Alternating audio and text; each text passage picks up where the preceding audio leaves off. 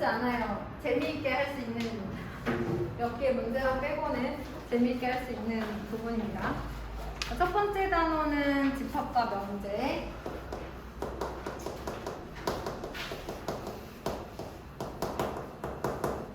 집합, 명제에 대해서 배울 겁니다. 첫 번째 나오는 것은 집합의 뜻과 뜻, 집합이 뭐니? 이런 거 나옵니다.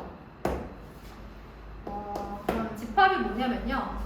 명확한 기준에 의하여 그 대상을 분명히 할 수 있는 것들의 모임 이렇게 얘기를 합니다.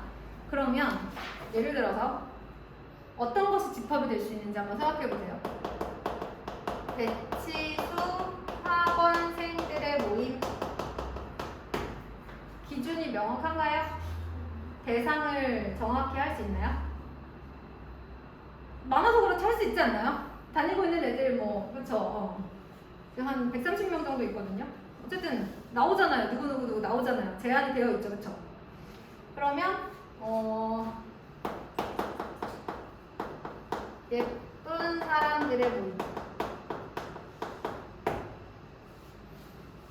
난리 나겠죠? 내가 예쁘다, 안 예쁘다, 뭐 이런 거, 그죠? 난 예쁘다고 생각하는데 쟤는 아니라고 한다, 뭐 이런 거 있겠죠? 그래서 얘는 집합이 될 수 있고, 얘는 집합이 될 수 없어요. 마찬가지로 키가 작은 사람들의 모임. 나는 내가 크다고 생각하지만 다른 사람들은 나를 봤을 때 그렇게 생각하지 않을 수 있죠. 이렇게 기준이 명확하지 않은 것들은 집합이 될 수가 없어요. 그러니까 집합인 것과 아닌 것이 존재합니다. 그럼 만약에 대치수 학원생들을 모임했어요. 보통 얘네들은 어떻게 쓰냐면 이 안에 들어가는 원소들을 이렇게 중괄호 이렇게 해서 쓰거든요. 그러면 대치수 학원생 중에서도 조금 쉽게 하려고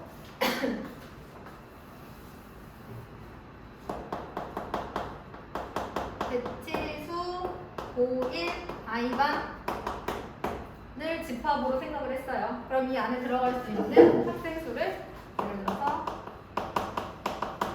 중교 여기 있는 애들까지만 쓸게. 얘들한테 많아가지고 근데 그럼 너무 슬프겠다. 김정이랑 여기 원준이랑 또 여러분 실수하면 안 되는데 마음에 스크래치인데 왜 실수하면 여러분 제가 머리가 나쁜 거지 누굴 싫어하는 게 아니에요 여러분. 그러면 이렇게 했어. 이런 애들을 이 집합에 들어갈 수 있는 그 대상 하나하나가 되는 거죠. 그렇죠?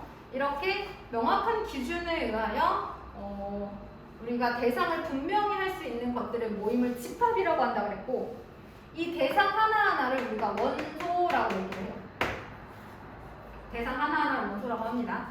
이때 경학이는 대치수 고1 I반이라고 하는 집합에 포함이 돼요. 근데 이렇게 맨날 첫날 말로 길게 얘기할 수는 없잖아. 수학은 기호양문이니까 어떤 대상이 그 집합에 포함이 될 때 이 원소를 뜻하는 엘리먼트의 첫 글자 1을 따서 저 표시를 한대요. 자, 그런데 선생님은 대치수 학원의 일원이긴 하지만 이 반에 들어가진 않잖아요. 그렇죠? 정확히 한다고 치면 그러면 얘는 고1 I반이 아니에요 라고 어떻게 할까요? 원소가 아니다 이렇게 얘기하는 겁니다. 여기까지 됐나? 자, 그래서 이게 원소 그 다음에 원소가 그 집합 안에 포함될 때 쓰는 기호까지 얘기를 했습니다. 예를 들어 A라는 집합 안에 이 집합 A를요 선생님이 6의 약수의 모임이라고 했어요. 이런 거 집합될 수 있잖아요. 이 안에 들어가는 원소 1, 2, 3, 6 이렇게 쓸 수 있죠? 이때 얘네들을 원소라고 한다고 그랬죠? 그래서 이렇게 쓸 수 있다. 뭐 이런 식으로 많이 표현한다고 생각하시면 됩니다. 자, 이게 집합 그리고 원소 그리고 원소와 집합 사이의 관계를 기호로 표현하는 방법까지 했어요. 자, 그런데 이러한 집합을 표현하는 방법 자체가 여러 가지가 있어요. 지금처럼 제가 집합은 항상 이 기호를 사용해서 이 안에 원소를 쓴다고 했죠? 원소를 일일이 나열하는 방법을 우리가 원소 나열법이라고 합니다. 자, 말 그대로 방금 마지막 예시를 들어 설명하면 6의 약수의 모임하면 1, 2, 3, 6 이게 원소 나열법이에요. 자, 두 번째는 조건 제시법이 있어요. 말 그대로 조건을 제시하는 방법이에요. 이렇게 일일이 원소를 쓰지 않고요. 자, 원소를 나타내는 어떤 조건을 쓰는 겁니다. 이 원소를 대표하는 문자를 하나 정해요. 그러고 나서 이 A가 6의 약수라고 했잖아요. 얘를 A라는 집합은 X라는 원소로 이루어져 있고요. 그리고 짝대기 쓰고 X는 6의 약수. 다시 한번 A라는 집합은 X라는 원소로 이루어져 있는데요. 이 X는 6의 약수라고 이 집합에 들어갈 수 있는 원소의 성질을 조건을 나타내주는 거예요. 그래서 이 앞에 있는 문자는 이 원소를 대표하는 아무거나 쓰시면 됩니다. 그 다음에 짝대기 다라고 하는 거예요. X가 X는 6의 약수 이렇게 얘기해 주시면 됩니다. 그럼 만약에 제가 어떤 원소 나열법으로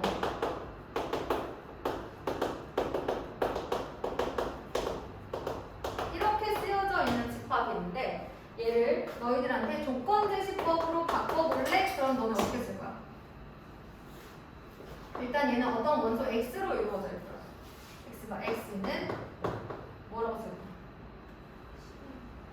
10 이하의 자연수 뭐 이런 식으로. 그러면 어느 때 좋겠니? 조건 제시법. 원소가 많은 데가 좀 좋지 않을까? 예를 들어 100 이하의 자연수 이런 거. 100 이하의 2의 배수 이런 것들 많이 쓸 때 좀 사용할 수 있어요. 자, 세 번째는 벤 다이어그램이라고 해요. 여기서 다이어그램이란 어떤 정보를 도형화해 놓으면 도형처럼 나타내면 그림으로 나타내면 다이어그램인데 그 중에서도 이 사람이 이제 표현하는 다이어그램, 이 사람이 발견했다고 하는 거죠. 명명한 다이어그램을 사용하는 것이 벤 다이어그램인데 보통은 이제 원이나 직사각형을 이용해서 6의 약수를 이렇게 쓰는 걸 벤 다이어그램이라고 해요. 자, 벤 다이어그램은 어떤 게 좋냐면 선생님이 A라는 집합은 이렇게 생겼고요. B라는 집합은 한 자리의 소수라고 했습니다. 여기까지 쓰면 안 보이는데 저희 영상에 큰일 났네. 자, 그러면 여기 누구 들어가죠? 2, 3, 5, 7 들어가죠. 그러면 A라는 집합하고 B라는 집합하고 겹쳐지는 원소들이 있죠. 누구예요? 얘네들 아니야? 뭐 이런 거 있을 때 이렇게 쓸 수 있어요. 2랑 3은 겹치고 이런 식으로 또 쓸 수 있어요. 벤 다이어그램은 그래서 동시에 속하는 원소들이라던가 이런 것들을 알기가 좀 편하겠죠. 이게 바로 벤 다이어그램입니다. 이제 마지막으로 너무 쉽죠, 그죠? 옛날에 아주 옛날에 이게 중학교 1학년 애들이 했었거든요. 근데 여기까지는 중1 애들이 해도 괜찮은데 이 뒷부분이 좀 어렵거든요. 옛날에 중1 애들 가르칠 때 애들이 맨날 막 울었어. 이거 하기 싫어가지고 이게 너무 싫어요. 맨날 울었어. 자, 그러면 세 번째 원소의 개수 한번 집합의 분류.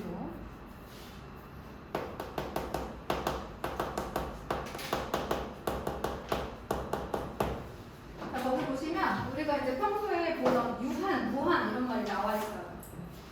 이제 집합을 분류를 하는데 원소의 개수에 따라서 집합을 분류를 해놓은 거거든요.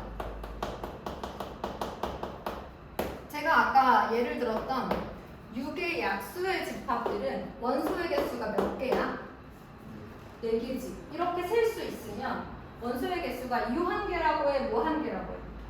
유한계라고 하지. 그래서 원소의 개수를 셀 수 있을 때 원소의 개수가 유한계인 집합을 우리가 유한 집합이라고 해요.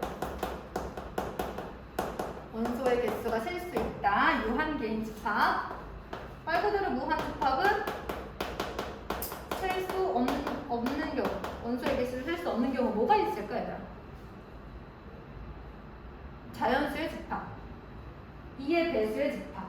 셀 수가 없죠. 소수의 집합, 뭐 이런 것들, 합성수의 집합. 이렇게 원소의 개수가 무한대인 것들이 있을 수 있어요. 자, 그 다음에 나오는 게 공집합이거든요.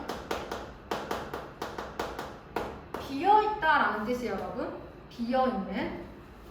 그러면 집합 안에 원소가 하나도 없는 게 공집합이야. 예를 들면 뭐가 있을까?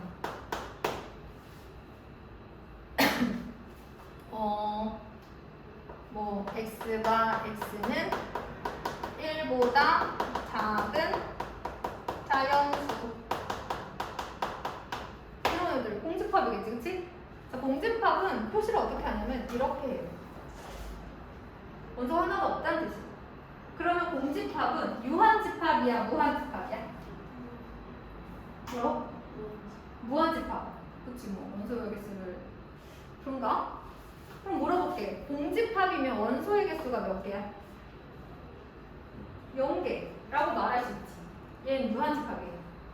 그래서 공집합은 유한집합에 들어갑니다. 원소의 개수가 0개.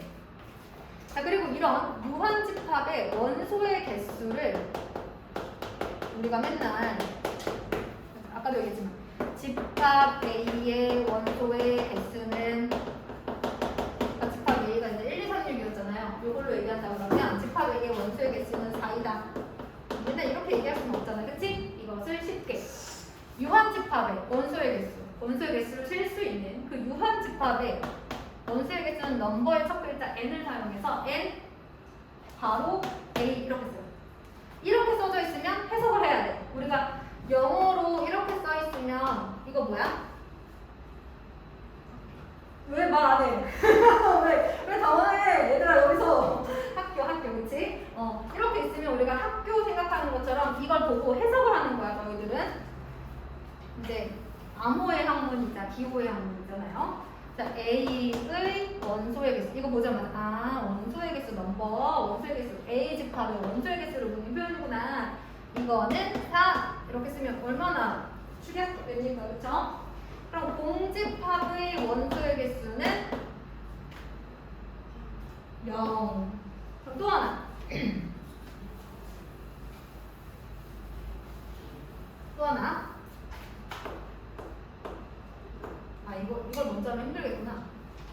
자, 집합의 그 이름을 항상 이렇게 알파벳이나 이런 기호로 쓸 수도 있지만 집합 자체를 그대로 쓰고 이걸 괄호로 하고 이렇게 물어볼 수도 있거든요.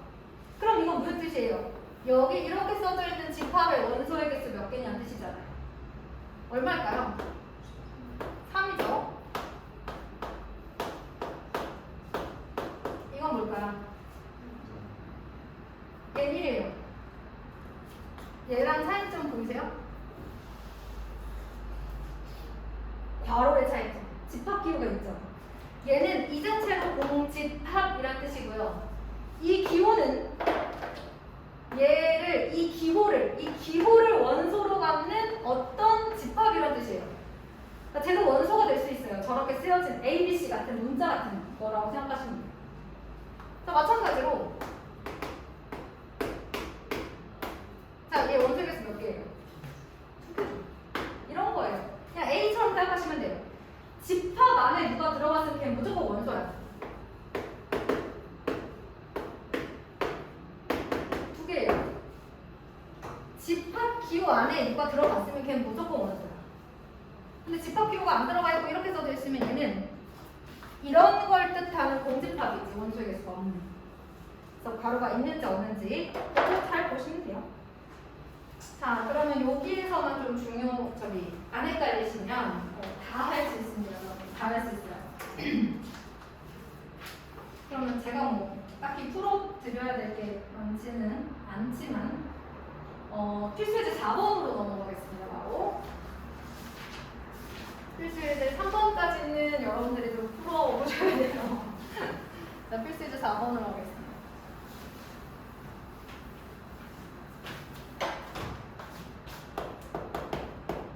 그래도 약간 막 직선의 방정식하고 평행이동 하다가 요거 하니까 약간 쉬어가는 것 같지 않나요? 아니에요? 네, 이런 걸 더 머리 아파하는 친구들도 있긴 있더라고요. 자, 예제 4번으로 볼게요. 집합 A는 0, 1, 2에 대해서 다음 집합을 원소너역법으로 나타내라고 했어요. 자, 여러분 조건제시법 해석하는 방법. 혹시 이게 뭘 뜻하는지 아시겠어요, 여러분? 도대체 무슨 암호니 이게? 해석해봐. 맞춰봐. 방탈출이라고 생각해. 맞춰봐. X는 A의 원소고 Y도 A의 원소인데 이 집합은 뭘로 이루어져 있다고? X 플러스 Y로 이루어져 있대. 그러니까 A에 있는 원소들 2개 골라서 더한 것들의 모임이란 말이야. 자, 그러면 A의 원소는 0, 1이거든요. 그죠? 그럼 X가 0일 수 있고 Y도 0일 수 있죠? 2개 더하면 얼마예요? 0이죠. 자, X가 1이고 X가 0이고 Y가 1이면 자, 일단 0 가능하고요. X가 0이고 Y가 1이면 1. 그 다음에 X가 0이고 Y가 2면 2. 그러면 X가 1이고 Y가 0이면 1. 1은요, 2번 쓰지 않아요. 같은 원소는 한 번만 써도 돼요. 그러면 여기가 1이고 여기가 1이면 2. 여기 있네. 여기가 1이고 여기가 2면 그렇지. 그 다음에 X가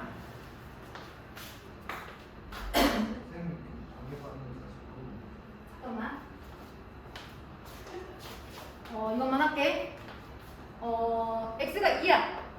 Y가 0이야. 2고 X가 2고 Y가 1이면 3이고 X가 2고 Y가 2면 4가 되겠죠. 이게 되죠? 이렇게 써주시면 돼요. 자, 그러면 잠깐만 어디를 해보시냐면 12쪽 한번 해보세요.